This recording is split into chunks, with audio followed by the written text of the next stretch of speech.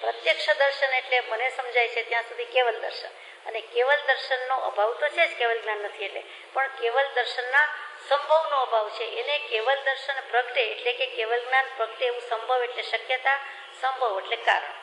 એટલે કેવલ દર્શનનું એને કોઈ નિમિત્ત નથી, કારણ નથી, અને એ પડે છે.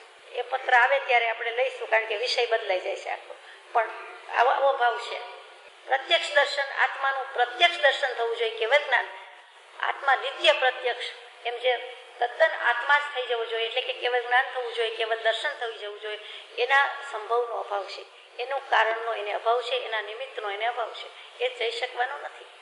એ 11મે ગુણસ્થાન લખે છે, એટલે કે સ્વાભાવિક એને પડવાનું થાય જ, એમાં જ આવે છે. પણ થોડોક વિષય વધારે બદલાઈ જાય છે, છતાં આપણે ટ્રાય તો કરી જ છે, આટલું તો લઈએ છીએ. હવે શેની વાત કરતા હતા? અષ્ટમહાસિદ્ધિ વગેરે સિદ્ધિ સાચી છે. વેદાંત વગેરેમાં બીજા નામ છે, આપણે એમાં જતા નથી. ભાવાર્થ છે કે આવું બધા રૂપ લઈ શકે છે, આટલું કરી શકે, એ સાચું છે. ઓમ આદિ મંત્રયોગ કયા છે, બધા સાચા છે. ઓમ છે કે બીજા કોઈ મંત્ર છે, કે મંત્ર તરીકે સાચા છે, પણ મનને તારે, મનને ભવસાગરથી તારી દે, આત્માને ભવસાગરથી તારી દે, તે મંત્ર સાચો.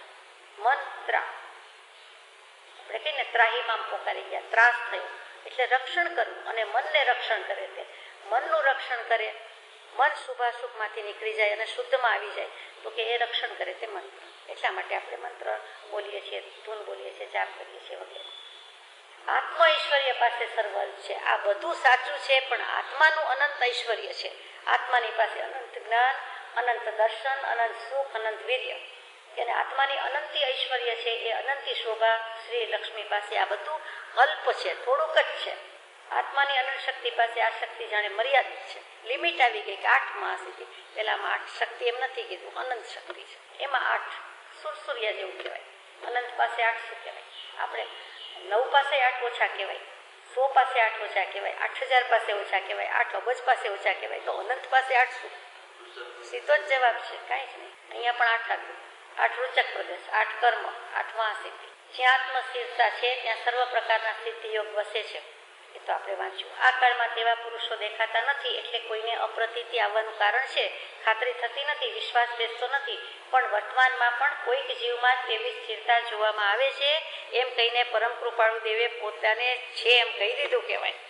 ચોખ્ખી ચણક વાત છે, દીવા જેવી સ્પષ્ટ વાત છે. આવું ન ઉકલે તો પછી આપણી દૃષ્ટિને જ ભૂલ છે. ઘણા જીવોમાં સત્વનું ન્યૂન પણ વર્તે છે, એટલે કે આત્માની ઉજ્જવળતાનો, આત્માના પ્રકાશ તો છે, પણ પ્રકાશ થોડો ઘણો હોય, ટોર્ચનો હોય, દીવાનો હોય, વીજળીનો હોય, ટ્યુબલાઇટનો હોય, બધા પ્રકાશમાં ફેર છે. તો જ્ઞાન છે, પણ છતાં સત્વનું ન્યૂન પણ વર્તે છે, અને તે કારણે તેવા ચમત્કાર આદિનો દેખાવા પણ નથી, પણ તેનું અસ્તિત્વ નથી એમ નથી. વીજળી પડતી જોઈ જ ન હોય અને વીજળીનો ખ્યાલ ના આવે, એટલે વીજળી ન જ થાય કે નહોતી થતી, કે ન હોય કે કાલે ન થાય, આજે નહીં થાય એવી ખાતરી નથી. પણ નથી જોઈએ ને એમ થાય કે હવે મેં તો આવડા મોટા થયા, કોઈ દિવસ ધરતીકંપ જોયો નહીં, વીજળી જોઈ નહીં, એને માનવામાં વિશ્વાસ નથી. પણ જેણે જોયું છે, માન્યું છે, એના પર વિશ્વાસ રાખે અને એમાંય અનુભવે તો ખબર પડે કે શું ધરતીકંપ, શું પૂર અને શું વીજળી પડી. તે બાકી ખબર પડતી નથી. અસ્તિત્વ છે. તમને અંદેશો રહે છે, આશ્ચર્ય લાગે છે, અંદેશો શંકા રહે છે. સૌભાગભાઈને કહે છે તમને આવી શંકા રહે છે, એમાં કૃપાળુદેવ વિશે આ સિદ્ધિ છે તો ખબર છે, એ આશ્ચર્ય લાગે છે. જેને આત્મ પ્રતીતિ ઉત્પન્ન થાય અને તેને સહેજે એ વાતનું નિશંકપણું થાય, કેમ કે આત્મામાં જે સમર્થપણું છે તે સમર્થપણા પાસે એ સિદ્ધિ લબ્ધિનું કાંઈ પણ વિશેષપણું નથી. થોડું કે નથી રહ્યું, એ કાંઈ વધારે નથી. એકની પાસે બગડો વધારે તો બધા કહેવાના હા 1 + 1 = 2, એટલે એકડા કરતા બગડો વધારે. પણ ભગવાન કાન પકડાવે છે કે બગડો શું વધારે? પેલા એકડો થયો ત્યારે ને, એક આત્મા, અને આત્મા કરશે તો ને લબ્ધિ કોને પ્રગટી? આત્માને. શું કામ પ્રગટી? આત્માની શક્તિ એવી થઈ, એટલે આત્માને ગુણ પ્રગટ્યો માટે. તો મહત્વ કોનું થયું? એકડાનું, આત્માનું જ થયું. એટલે લબ્ધિ સિદ્ધિનું કાંઈ વિશેષપણું નથી. એ તો ઠીક છે. એવા પ્રશ્નો કોઈ વાર લખો છો, તેનું શું કારણ છે તે જણાવશો. કેવો ઠપકો છે? એ પ્રકારના પ્રશ્નો વિચારવાને કેમ હોય? બીજી થપ્પડ કે એ પ્રકારના પ્રશ્નો વિચારવાને કેમ હોય? શ્રી ડુંગરને નમસ્કાર, નહીં જ્ઞાન વાર્તા લખશો. આટલું લખવાનું તકલીફ લો છો, તસ્દી લો છો, કષ્ટ ઉઠાવો છો, તો જ્ઞાનની વાર્તા લખો, આત્મજ્ઞાનની કંઈક વાત લખો. બાકી આવું લખવા જેવું નથી. અને એવા સળી કરવાવાળા, પ્રેરણા કરવાવાળા શ્રી ડુંગરસિંહભાઈ ગોસળિયાજી, તો એને પણ કૃપાળુદેવ કહે છે શ્રી ડુંગરને નમસ્કાર. એમ નથી કહેતા કે એને યાદી નહીં આપતા અથવા એણે કહ્યું હશે ને લખો છો, એમ જાણે છે. અને એ જ પ્રેરણા કર્યા કરે કે હિન્દુસ્તાનમાં આવા પુરુષ છે. ગઈકાલે પેપરમાં આમ હતું, આનું આમ છે. હું અત્યારની વાત નથી કરતી, આપણે પેપર નથી વાંચતા, પણ એવું કાંઈક કહી દઈએ કે આમ થયું તેમ થયું, કે તો પછી ભભૂતથી બધું કરે છે, સાંઈ બાબા આમ કરે છે, એવું બધું કે ચમત્કાર બધા વાત આજે કરતા હોય છે. એ પ્રમાણે એ પણ કહે છે, લખે છે. તો કૃપાળુદેવ ધીમેકથી આવા જવાબ આપે છે. એમ નથી થતું કે ચાલો હો જાય, એની પાસે છે એના કરતાં મારી પાસે અનંત ગણું છે તો બતાવી દઉં, જરાય નહીં. એ પુરુષ સમજીને સમાયો છે, પૂરેપૂરો સમાયો છે. અધૂરો છલકાય, પૂરો હોય તો પૂરો જ રહે, પૂરેપૂરો સમાઈ જાય છે. એવા જ કે પછીના બે પુરુષો થયા, પ્રભુશ્રીજી, બ્રહ્મચારીજી. પોતાનું કાંઈ રાખ્યું નથી, એમાં હોમાઈ ગયા, ફના થઈ ગયા, સમાઈ ગયા છે. એટલે એવા મહાત્માઓ જાહેરમાં આવતા નથી. એટલે જે આવે કે કઈ બતાવે, એકને બેને, અને બેમાંથી જ 22, બે બગડા 22 ને પછી અબજ સુધી જાય, તો એ કોઈ દિવસ માનવા યોગ્ય નથી. જે કહે છે તેની પાસે તેવું હોતું નથી. હવે ઉપદેશ છાયામાં પૃષ્ઠ 697, પછી આગળ જઈએ. ઉપદેશ છાયા પૃષ્ઠ 697, જમણી બાજુ, એમાં નીચેથી બીજો પેરેગ્રાફ. જૈન શાસ્ત્રોમાં કહ્યું છે કે લબ્ધિઓ ઉપજે છે. જૈન અને વેદ જન્મથી જ લડતા આવે છે, પણ આ વાત તો બંને જણા કબૂલ કરે છે. એટલે અષ્ટમહાસિદ્ધિ જૈન આગમમાં મૂકી છે, વેદાંતમાં મૂકી છે, બીજી પણ અનેક લબ્ધિ જીનાગમમાં મૂકી છે, માટે સંભવિત છે. એટલે જૈન વેદાંત દર્શન બંને સાચું કહે છે કે આત્મા સાક્ષી પૂરે છે ત્યારે આત્મામાં ઉલ્લાસ પરિણામ આવે છે. એટલે કે પોતાનો આત્મા જ્યારે સાક્ષી પૂરે છે કે હા આવું હોય, વીજળીનું વર્ણન વાંચ્યું હોય પણ પોતે વીજળી જુએ, બરાબર સરખી રીતે જુએ અને અનુભવે કે ત્યારે કેટલો પ્રકાશ થાય, ત્યારે કેવું થાય, ક્ષણિક જ હોય છે. ઝબકે મોતી પરોવીએ, પણ ઝબકો શું કે વીજળી જોઈ જ ન હોય, વીજળીનો ઝબકારો જોયો ન હોય, ધ્યાનથી જોયો ન હોય, તો એને મોતી પરોવી લેવાની વાત ક્યાં સમજમાં આવે? તો એવી રીતે પોતે જાણે સમજે તો થાય. એવું જ અહીંયા છે. ધરતીકંપ ખબર ન હોય તો નથી જ સમજાતું, અનુભવી હોય તો બરોબર સમજાય. એવું અહીંયા આવ્યું કે લબ્ધિઓ ઉપજે છે, સાચું છે, જૈન ને વેદાંત બંને કહે છે, પણ સંભવિત છે. આત્મા સાક્ષી પૂરે છે, પોતે પોતાનું એમ નથી લખ્યું, આપણે સમજી જવાનું છે કે આત્મા સાક્ષી પૂરે છે ત્યારે આત્મામાં ઉલ્લાસ પરિણામ આવે છે કે બરાબર છે, વાત તો સાચી છે, બરાબર અનુભવ લાગે. ગળ્યું સાકર આવી સરસ ગળી લાગે, સાંભળ્યું હોય, રાહ જોતા હોય, પણ સાકરનો સ્વાદ ખરેખર લે, મોઢામાં મૂકે તો એમ થાય કે બરોબર છે, આની મીઠાશ જ જુદી છે, અથવા આ મીઠાશ મેં નથી કોઈ વાર ચાખી કે અનુભવી. તો આત્માનો સ્વાદ કે આનંદ તો તરત થાય કે આ અભૂતપૂર્વ અપૂર્વ કોઈ ઉલ્લાસ આવે છે કે આ આત્માનો આનંદ આવો તો કદી ચાખ્યો નથી, અથવા આ ખબર જ નહોતી, આ અપૂર્વ ભાવ છે, આ અપૂર્વ ભાવનું વેદન છે. તો ત્યાં સમ્યક દર્શન છે, ત્યાં આત્માનો અનુભવ છે, સ્વસંવેદન પ્રત્યક્ષ થયું, તો એ જાત અનુભવ કહેવાય. આ કુવા વિના સ્વર્ગે ન જવાય. આપણા વતી કોઈ બીજો જીવ મૃત્યુ પામીને આગળ જતો નથી, પોતે જ કરવું પડે. એમ આ વસ્તુ પોતાને જ થાય, બીજાને નહીં. બીજાને થાય તે પોતાને કામ ન આવે ત્યાં સુધી એ પોતાની કહેવાય પણ નહીં. તો એ જ વસ્તુ કહી કે લબ્ધિ પ્રગટી શકે છે, હોઈ શકે છે. આત્મા સાક્ષી પૂરે છે ત્યારે ઉલ્લાસ આવે કે વાત તો એમ જ છે કે આ આવું રૂપ લઈ શકાય, આવું થઈ શકે. પણ આત્મા સાક્ષી પૂરે એટલે પોતે જાણે છે, આત્માથી જાણ્યું, જ્ઞાનથી જાણ્યું કે આવું તો અમે પણ કરી શકીએ, પણ કર્યું નથી, લબ્ધિ ફોરવી નથી, પ્રગટાવી નથી. એવું જ આગળ જઈએ. બોલ નંબર 10. લબ્ધિ ક્ષોભકારી અને ચારિત્રને શિથિલ કરનારી છે. લબ્ધિ આદિ માર્ગેથી પડવાના કારણો છે, તેથી કરી જ્ઞાનીને તેનો તિરસ્કાર હોય છે. જ્ઞાનીને જ્યાં લબ્ધિ સિદ્ધિ આદિથી પડવાનો સંભવ ઉત્પન્ન થાય છે ત્યાં તે પોતાથી વિશેષ જ્ઞાનીનો આશ્રય શોધે છે. લબ્ધિ ક્ષોભકારી અને ચારિત્રને શિથિલ કરનારી છે. બસ આવી ગયું. ક્ષોભકારી છે. આપણે લોભકારીની વાત કીધી કે લોભ જાગે છે, અહીંયા ક્ષોભકારી છે. બહુ સમજવા જેવી છે કે આત્માના પરિણામ ક્ષુભિત કરી નાખે છે. આપણે કહીએ ને તમે ક્ષોભ નહીં રાખશો, તમે સંકોચ નહીં રાખશો. કોઈને આપણે પીરસતા હોય, આગ્રહ કરતા હોય, સામાજીવને એમ થાય કે ફૂટી જશે તો, અથવા કેટલું ખવાઈ લેવાય, તો આપણે કહીએ સંકોચ નહીં રાખશો, ક્ષોભ નહીં રાખશો, શરમાતા નહીં. સાદી ભાષામાં ડોન્ટ હેઝિટેટ એ આપણે ઘણા અર્થમાં ઘણી વાર મૂકીએ છીએ. સાધુ સાધ્વીજી ઓરવા પધારે તો પણ આપણે કહીએ છીએ કે ક્ષોભ રાખશો નહીં, સંકોચ રાખશો નહીં, વસ્તુ ખૂટી નહીં જાય, અથવા તો બીજો કોઈ વિકલ્પ કરશો નહીં વગેરે. તો આ ક્ષોભ અને સંકોચ આત્માને લબ્ધિ પ્રગટે છે ત્યારે એ પ્રમત્ત અવસ્થા થઈ જાય છે. એ ક્ષોભ કઈ રીતે થાય છે? આત્માના પરિણામ સ્વસ્થ હતા, સ્થિર હતા, આ તરત જ ચંચળતા ભજ્યા. અસ્થિરતા આવી ગઈ એટલે ત્યાં ક્ષોભ પામી ગઈ, સંકોચ આવી ગઈ, શરમ આવી ગઈ, મર્યાદા આવી ગઈ, લજ્જાઈ થઈ ગઈ, તો ત્યાં પરિણામ ડગમગી ગયા. આત્મા વસ્તુ પકડી છે, સેજ હલી જાય, બેલેન્સ ન રહે. પાર્કિન્સન ડિસીઝ હોય એની વાત જુદી છે, કંપવા થયો હોય તો એ બેલેન્સ ન રહે અથવા બેલેન્સ રહે પણ એ હલે, કંપન થાય. એવી રીતે અહીંયા આત્માના પરિણામ સ્વસ્થ હતા, આત્મા સમાધિમાં હતો, આત્માને સમ્યક દર્શન છે, આત્માએ ઘણી ઉન્નતિ આબાદી કરી છે, પ્રગતિ સાધી છે, તો એ સ્વસ્થ પરિણામમાં શાંતિથી નિરાંતથી બધું કરતા હોય ત્યાં જે વિઘ્ન આવે, ઉપાધિ આવે, એમ લબ્ધિ પ્રગટે અને વળી પાછા કહે કે કંઈ કરવાનું છે, આપણે પ્રગટી છે તો આપની આજ્ઞા હોય, સેવા હોય તો હું આટલું કરી આવું. એટલે જો એટલે એ સાંભળવું, એ વિચારવું અને એમાં એને મન થઈ જાય, ઉપયોગ દઈ દે અને કંઈક આજ્ઞા કરી દે તો પોતે ક્યાં હતો? પોતે પોતાના આત્મ પરિણામમાં સ્વસ્થ હતો. ટેસ્ટથી આત્માની પ્રગતિ, આત્મશ્રેણી ચડતા જતા હતા. ત્યાં પગથિયા ચડતા જતા હોય ને કોઈ બોલાવે એટલે પાછું વળીને જોઈએ, ઊભા રહીએ, જવાબ આપીએ અને એમાં ધ્યાન ન પડે અને પડી જાય. એવું આમાં એટલે ક્ષુભિત થઈ ગયા. પરિણામ ગઈકાલે વાત હતી, મોહ કોહ વિહીણો પરિણામો. મોહ અને ક્ષોભ વિનાનો પરિણામ હોય તો તે સમભાવ છે, ચારિત્ર છે, સામ્ય ભાવ છે. પ્રવચન સારની ગાથામાં કે ચારિત્ર છે તે ધર્મ છે, ધર્મ છે તે સામ્ય છે, તે સામ્ય જીવનો મોહ ક્ષોભ વિહીન નિજ પરિણામ છે. એટલે ત્યાં ક્ષોભ એટલે મોહ અને ક્ષોભમાં રાગ અને દ્વેષ કીધા, એની સાથે સાથે મોહ અને ક્ષોભમાં વધુ લઈ લીધું કે તરંગ, જાણે કે મોજા આવ્યા. આત્માના પરિણામ, આત્માના જળ જાણે નિર્મળ વહેતા હતા અને એમાં એ પરિણામ આવ્યા એટલે એને તરત જ તરંગ થયા અને તરંગ થયા એટલે ક્ષોભ પમાડ્યો. નદીમાં, દરિયામાં, સરોવરમાં, પાણીના કુંડાળામાં એક પથ્થર કાંકરી ફેંકો એટલે ત્યાં શાંત વહેતું હતું. પાણી ભલે ક્રિયાશીલ હતું, વહેતું હતું, પરિણામન ચાલતું હતું, પણ આપણે એની ક્રિયામાં, એની ગતિમાં, એની ચાલમાં, એની સ્પીડમાં આપણે કાંકરી નાખી, પથ્થર નાખ્યો એટલે તરત જ તરંગ વલય થયા. એવી રીતે ક્યાંક મોજા થાય તો એ બધું શું કહેવાય? ક્ષોભ. એ વખતે દરિયાને કે નદીને કે સરોવર કે જે કોઈ પાણી છે તેને ક્ષોભ થયો, ક્ષોભ પમાડ્યો.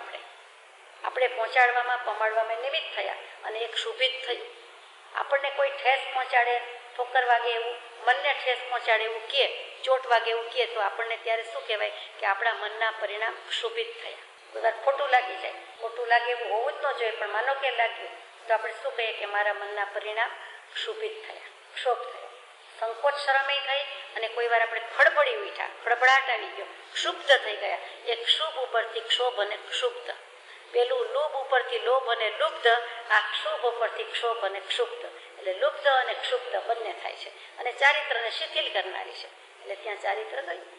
જે આત્મામાં ચર્યા હતી, જે પરિણામ આત્મામાં હતા એ ગયા લબ્ધિથી. લબ્ધિ આદિ માર્ગેથી પડવાના કારણ છે. એટલે જ્ઞાનીને તેનો તિરસ્કાર હોય છે, એનો સ્વીકાર નથી, એનો આવકાર નથી, એનો ઇનકાર પણ નથી શબ્દ મૂક્યો, એનો તિરસ્કાર છે. એને એના પ્રત્યે અભાવ છે, અરુચિ છે, અણગમો છે, એને આદર કરતા નથી. કે હોય આત્મામાં હોય શક્તિ, સો વોટ, પ્રગટે, એને તિરસ્કાર છે. જ્ઞાનીને લબ્ધિ સ્થિતિ આદિથી પડવાનો સંભવ ઉત્પન્ન થાય છે માટે તિરસ્કાર છે. કે આ મને પાડી દેનારી વસ્તુ છે, આ હું ચ્યુત થઈ જઈશ. ખબર છે કે સીધા પગથિયા ચડવાના, લાકડાના ચડવાના, લાંબા પોળા આપણા પગ ટકી શકે તેવા ચડવાના, એમાંય ધ્યાન રાખવું પડે છે. નિસરણી સેજ આમ તેમ હોય તો ફાવતું ગમતું નથી. તો પછી કે આ તો સ્નોમાં તમારે પગથિયા ચડવાના છે. 35 ફૂટ છે વોલ ઓફ સ્નો, બરફની દિવાલ થઈ ગઈ છે, એમાં પગથિયા ચડો. એમાં એક પગલું નથી ભરતા આવડતું. આપણે કાંઈ સ્કીઇંગ, સ્કેટિંગ કરવા વાળા નથી. આ સ્કેટિંગ આવડતું ન હોય એને કે કરો, ચડો, તો કેવું અઘરું. માનો કે માંડ શીખ્યા હોય એને ચડે કરે, પછી થઈ શકે ચાલે, હમણાં આવશે ત્યારે થઈ જશે. આ ક્ષોભિત પરિણામ થાય, આ ક્ષોભ પમાડ્યો કહેવાય. એવી રીતે એ પરિણામ, એ પગથિયા ચડવા આપણને અઘરા પડે છે એટલે ત્યાં પડી જવાય છે. સીધા પગથિયામાં પણ આવું થાય છે તો આવા પગથિયામાં કેવું થાય? એક સીડી અમુક એંગલથી હોય અને આપણને ફાવતી હોય અને બીજી સીડી મૂકે, નિસરણી તો આપ સમજો ને, સીડી પગથિયા, તોય આપણને એમ થાય કે આ ફાવે એવું નથી. એક સ્ટૂલ હોય, આ ફાવતું નથી, આ ગમતું નથી, પડી જવાનો ભય છે. તો બિલકુલ જ લબ્ધિ પ્રત્યે લપસણી, એટલે બરફ યાદ કર્યો, લપસણી ભૂમિ, એ સરકાવી દે એવી ભૂમિ, લીસી ભૂમિ, અને એમાં લુપ્ત અને ક્ષુબ્ધ થયા વિના રે જીવ. એક બાજુથી આટલી લબ્ધિ પ્રગટે, એક બાજુથી એની સેવામાં બધા હાજર હોય અને લપસની ભૂમિ થઈ જાય છે. તો કે જ્ઞાનીને તેનો તિરસ્કાર હોય છે. એ ખમીકુંદ એવા હોય, સમજી સમાવે હોય, એની વાત જુદી છે. અને આવું જ્યારે થાય છે ત્યાં, જ્યાં પડવાનો સંભવ થાય છે ત્યાં પોતાથી વિશેષ જ્ઞાનીનો આશ્રય શોધે છે કે આ મારે હવે ક્યાં જવું. માથે સત્પુરુષ, સદગુરુ, સત્શ્રુત, કે આ શું કરવું. વિશેષ જ્ઞાનીનો આશ્રય ફેરવે છે અને એના શરણે લે છે. એના અનુસંધાનમાં 260માં પત્રમાં કૃપાળુદેવે કહ્યું જ છે કે ચમત્કાર કરીને ચમત્કાર સિદ્ધ કરી બતાવવો એ યોગીનું લક્ષણ નથી. સર્વોત્તમ યોગી તો એ છે કે 260મો પત્ર 2 જ લીટી છે પણ બહુ સુંદર છે. કેવળ ને અનન્ય નિષ્ઠાએ જે સતત આચરે તે. પત્રાંક 260 ચમત્કાર બતાવી યોગને સિદ્ધ કરવો એ યોગીનું લક્ષણ નથી. સર્વોત્તમ યોગી તો એ છે કે સર્વ પ્રકારની સ્પૃહાથી રહિતપણે સત્યમાં કેવળ અનન્ય નિષ્ઠાએ જે સર્વ પ્રકારે સતત જ આચરે છે અને જગત જેને વિસ્મૃત થયું છે. પછી અમે એ જ ઈચ્છીએ છીએ. કૃપાળુદેવ વિક્રમ સંમત 1947માં આવું લખ્યું છે. આ તો વિક્રમ સંમત 1956ની વાત છે. પછી 9 વર્ષના વાણા વહી ગયા છે અને કેટલો પ્રચંડ પુરુષાર્થ. તો ત્યાં જ આમ કહી દીધું કે ચમત્કાર કરી બતાવવો એ તો યોગીનું લક્ષણ નથી. પણ સર્વોત્તમ યોગી કોને કીધા? તો કે સહયોગી જીનને અયોગી જીન કીધા. એમાં અયોગી તો જવું છે સિદ્ધશિલા પર. એટલે એનો શું આપણે વિશ્વાસ ભરોસો રાખીએ? આપણી ભાષામાં કહીએ છીએ એ પરદેશી કહેવાય. એ તો હવે સ્વદેશમાં જવાના સિદ્ધશિલા પણ આપણા માટે પરદેશી થઈ જાય છે અયોગી છે કે હમણાં 5 સમય નહીં થાય 1 સમય નહીં થાય ત્યાં સિદ્ધશિલા પર પહોંચે. એટલે આપણને હવે એમનો કંઈ ઉપયોગ છે નહીં. આપણે દર્શન કર્યા તો કર્યા, પણ ઉપયોગી કોણ રહ્યા? સહયોગી છે. સદેહે સશરીરી વિચરતા હોય તેવા પરમાત્મા. તો એ યોગી છે, સહયોગી છે. તો કે સર્વોત્તમ યોગી તો એ છે કે સર્વ પ્રકારની સ્પૃહાથી રહિતપણે એવો નિષ્પૃહ પુરુષ મળવો જડવો દુર્લભ છે. આ મળવો મુશ્કેલ છે. એનો જોટો જડવો મુશ્કેલ છે. આમાં ગણવા બેસો તો એક પછી બીજો કોઈ દેખાતો નથી, આવતો નથી. એવો કૃપાળુદેવ. તો કે સર્વ પ્રકારની સ્પૃહાથી રહિતપણે સત્યમાં કેવળ અનન્ય નિષ્ઠા. એટલે એક કેવળ અને અનન્ય નિષ્ઠા, આત્મા સિવાય કાંઈ નહીં. એટલે પછી કેવળ જ્ઞાનની જ વાત થઈ. કેવળ અનન્ય નિષ્ઠાએ જે સર્વ પ્રકારે સતત જ આચરે છે. એટલે સહયોગી જીવ જેવા કે કેવળ જ્ઞાન પ્રગટી ગયું હોય કે પ્રગટું હોય, પ્રગટાવાનો પુરુષાર્થ હોય, પ્રચંડ પુરુષાર્થ હોય, બીજા કોઈની વાત નથી. જગત જેને વિસ્મૃત થયું છે, જાતનું વિસ્મરણ, જગતનું વિસ્મરણ છે. એવા તો કોણ હોય? આવા પરમાત્મા હોય. અમે એ જ ઈચ્છીએ છીએ એમ મૂકી દીધું છે. અને ત્યાર પછી 322માં પત્રમાં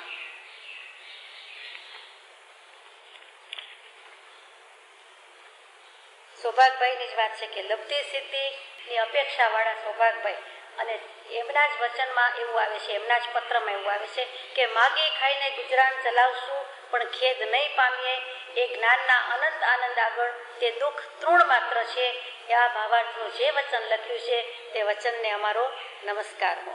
કૃપાળુદેવ આખા વચનામૃતજીમાં કોઈ વચનને નમસ્કાર કરતા હોય તો આ વચન કે માગી ખાઈને ગુજરાન ચલાવશું પણ જ્ઞાનના અનંત આનંદ આગળ એ દુઃખ તૃણ માત્ર, ઘાસના તણખલા જેટલું જ છે.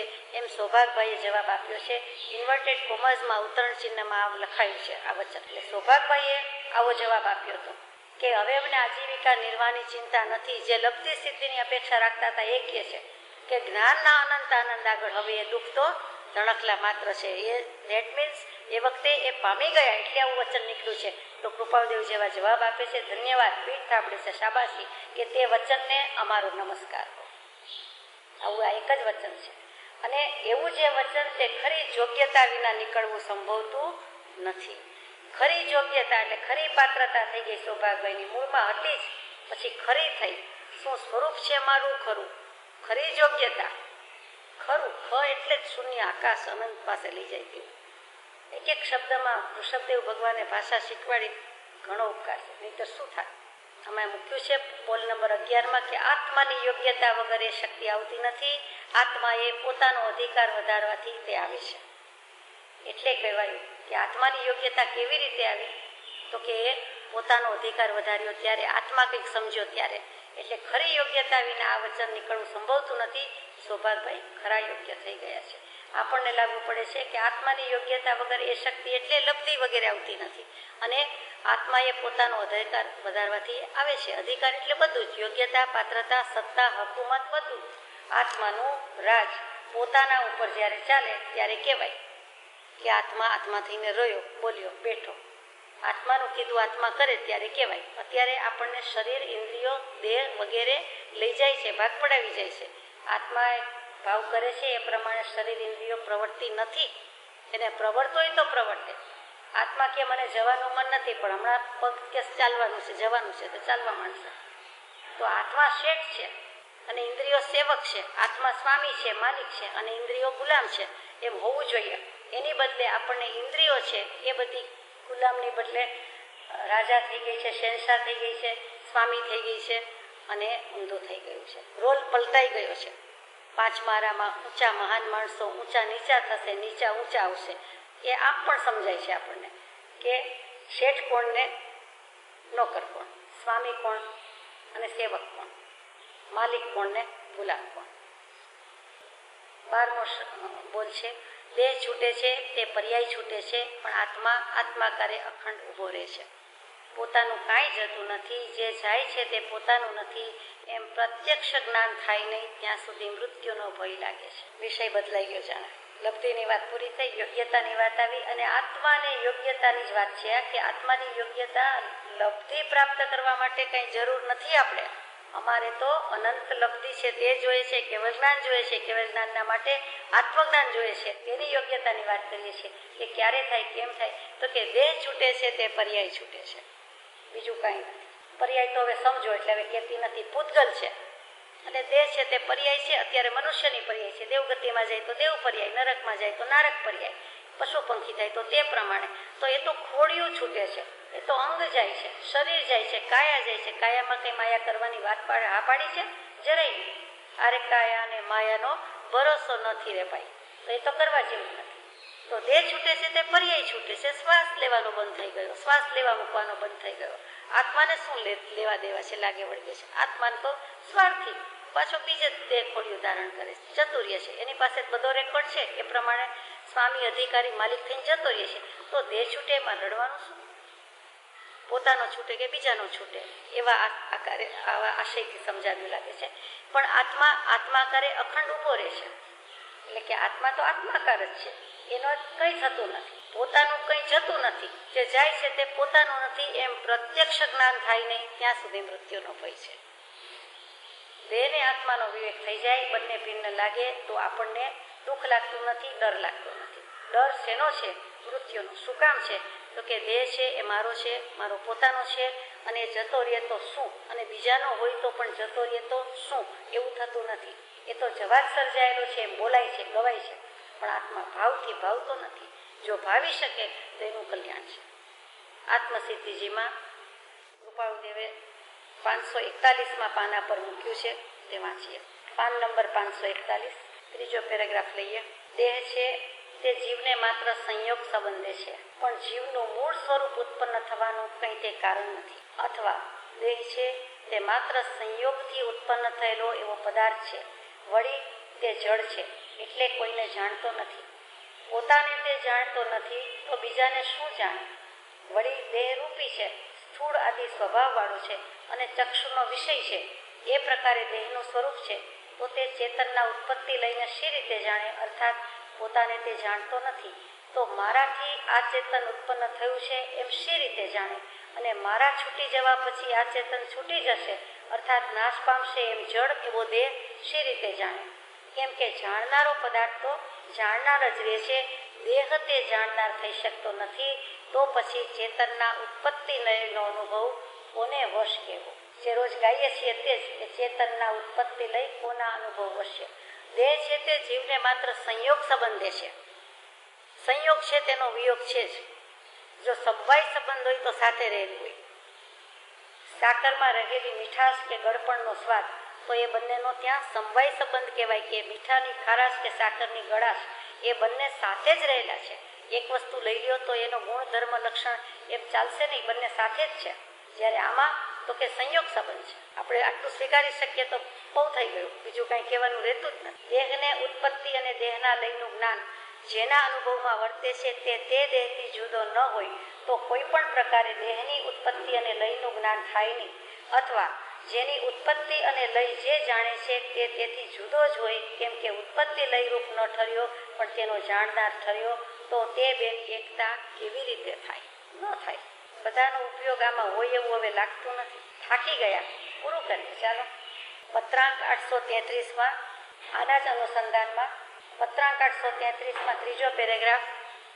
દેહ પ્રત્યે વસ્ત્રનો જેવો સંબંધ છે તેવો આત્મા પ્રત્યે જેને દેહનો સંબંધ યથાતથ્ય દીઠો છે જ્ઞાન પ્રત્યે તલવારનો જેવો સંબંધ છે તેવો દેહ પ્રત્યે જેણે આત્માનો સંબંધ દીઠો છે, અબદ્ધ સ્પષ્ટ આત્મા જેણે અનુભવ્યો છે, તે મહત પુરુષોને જીવન અને મરણ બંને સમાન છે. જીવિત કે મરણે નહીં ન્યૂના ધીકતા ભવમોક્ષે પણ શુદ્ધ વર્તે સમભાવ જો અપૂર્વ અવસર એવો ક્યારે આવશે.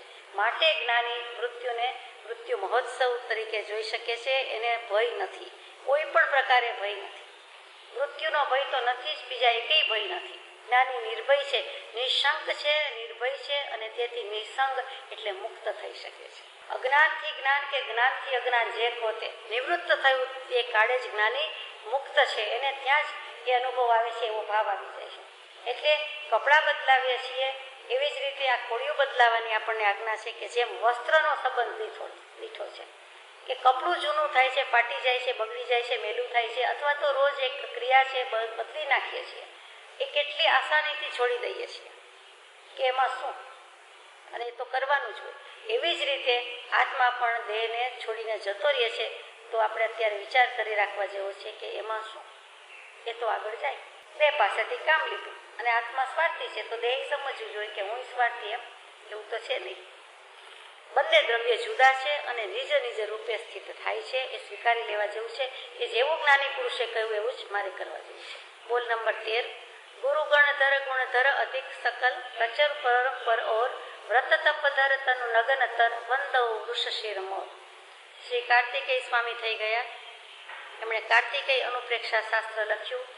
એની ટીકામાં એમણે તો એમની ભાષામાં લખ્યું છે, પ્રાકૃત અર્ધમાગધી જે કહ્યો તે, પણ એની ટીકા લખી હોય અને જેણે કંઈ ગુજરાતી, હિન્દી, ઇંગ્લિશ આમાં જે શબ્દ કહ્યો તે કે સંસ્કૃત, આ તો એક જ, આમાં ક્યાંય આવતું નથી. એટલે કઈ ભાષા એક એવો વિચાર થાય, પણ એમણે કઈ તે ભાષા નથી. એની ટીકામાં દોરો મૂક્યો છે કે ગુરુ ગણધર ગુણધર અધિક. બધા શબ્દ સમજાય છે કે ગુરુ છે, ગણધર છે, ગણધર એટલે ગણ એટલે સમુદાય એટલે ગ્રુપ એટલે ટોળું, એના ધરનારા છે. આચાર્યને કહીએ તેમ ગણધર એટલે એવી ગણધર લબ્ધિ પણ છે, સાથે સાથે શિષ્ય વૃંદનું સંચાલન કરે છે, નિયમન કરે છે, એના લીડર છે, એટલે પણ ગણધર કહેવાય છે. એ ગુરુ ગણધર પછી ગુણધર, પછી શબ્દની પાસેથી કામ લીધું છે. ગણધર પછી ગુણધર કે અનેક ગુણના ધારક છે, ગણના ધરનારા છે અને ગુણના પણ ધારક છે, એટલે ગુણોના સમુદાયના ધારક છે. પછી પ્રચુર એટલે પ્રચુર માત્રામાં, પ્રચંડ કહીએ, પ્રખર કહીએ એમ, પ્રચુર એટલે ઘણા શિષ્યના અને ઘણા ગુણોના, અહીંયા શિષ્ય કરતાં પણ ઘણા ગુણના ધરવાવાળા છે. અને વૃષ એટલે ધર્મ છે અને શિરમોર એટલે માથાના મુગટ. એટલે કહી દીધું કે ગુરુ આવા ગણધર, એના વખાણ કર્યા, સ્તુતિ કરી, આવા અનંત પ્રચુર ઘણા ગુણના સમુદાય અને ઘણા ગુણના ધરનારા છે.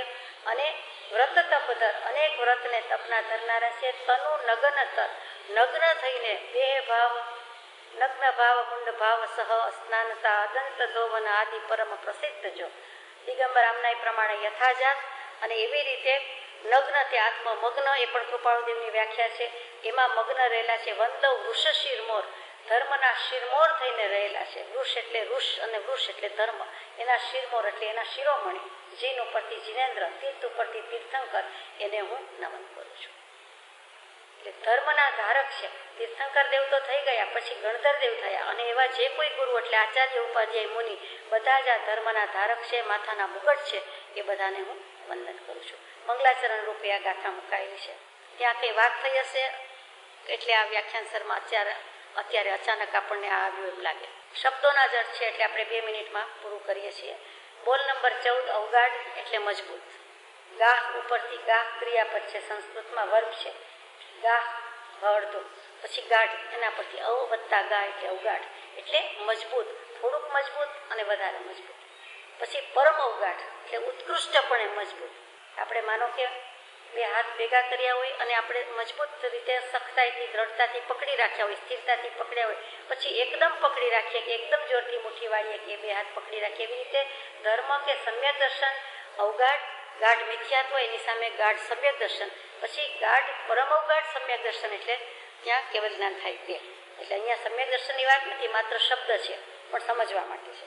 પછી અવગાહ એટલે એક પરમાણુ પ્રદેશ જેટલી જગ્યા રોકે તેને અવગાહ કહેવાય.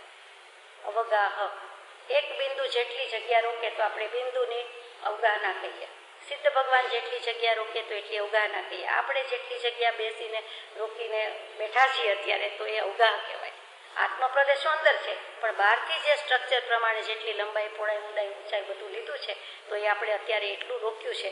એવી રીતે એક પરમાણુ પ્રદેશ રોકે જેટલી જગ્યા તેને અવગાહ કીધું છે. એટલે કે વ્યાપવું, જેટલું આપણે આ વ્યાપીને આમ રહેલા છે તે. પછી શ્રાવક, વધારે લેવું હશે તો કાલે લઈશું, આજે વાંચી જઈએ છીએ. શ્રાવક કહેતા જ્ઞાનીના વચનના શ્રોતા, જ્ઞાનીનું વચન શ્રવણ કરનાર, દર્શન જ્ઞાન વગર ક્રિયા કરતા છતાં, શ્રુત જ્ઞાન વાંચતા છતાં શ્રાવક કે સાધુ હોઈ શકે નહીં. આ કૃપાળુદેવનું સર્ટિફિકેટ કે વાંચે તો પણ શ્રાવક કે સાધુ હોય જ એવું કાંઈ નહીં.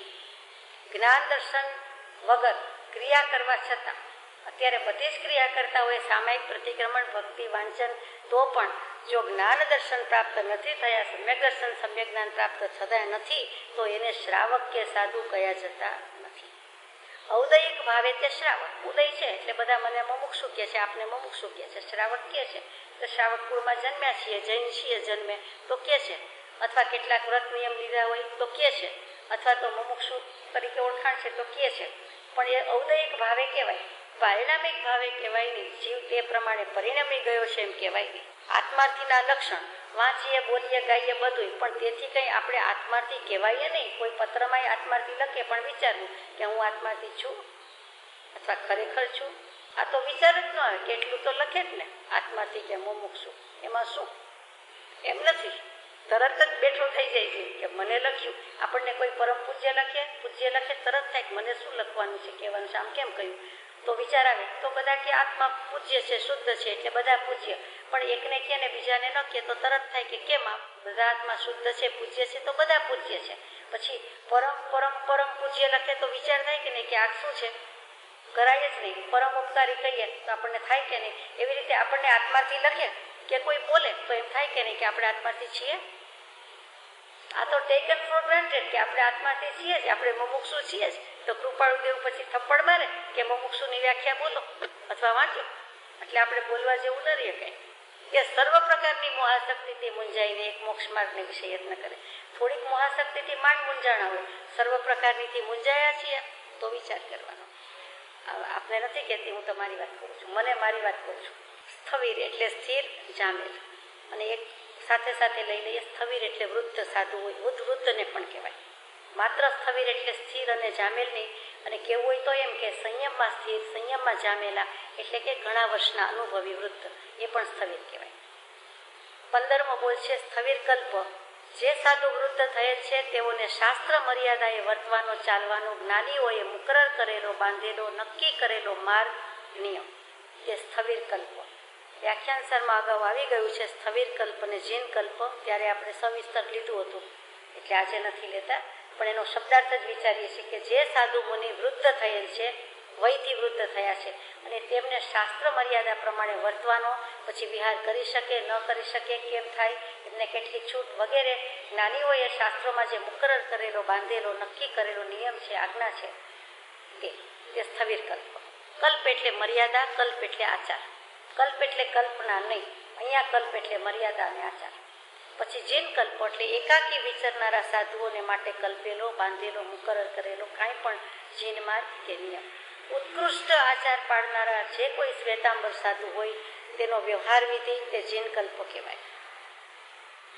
બંનેમાં આવે છે તો પણ શ્વેતાંબર આમનામાં મૂકેલું છે કે ઉત્કૃષ્ટમાં ઉત્કૃષ્ટ આચાર હોય, એટલે મહાનમાં મહાન સાધુ હોય, ઉત્તમ ચર્યાવાળા હોય, કે આ કાળમાં આવા ન હોય, ચોથારાના મુનિ જેવા હોય, પ્રભુશ્રીજીને કહ્યું છે. તો કે એવા એકાકી વિચરતા હોય તેમ છતાં પણ ઉત્કૃષ્ટ આચાર પાડનાર છે, એ બધાનો જે કાંઈ વ્યવહાર વિધિ છે તે જીન કલ્પ છે.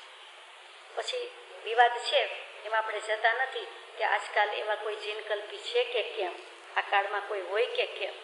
અત્યારે તો આટલી બધી મર્યાદા છે, શિથિલાચાર છે, તો કોઈ જીન કલ્પી હોઈ શકે કે કેમ, એવું બધી વાત આવે છે, એમાં આપણે જતા નથી. આ તો ખરેખર શાસ્ત્રોમાં વંચાઈ હોય સ્થવિર કલ્પ, જીન કલ્પ, એટલે એની ચર્ચા ઉઠી હોય એટલે જવાબ આપ્યો હોય. તો અહીંયા આપણે આ બોલ પૂરો કરીએ છીએ.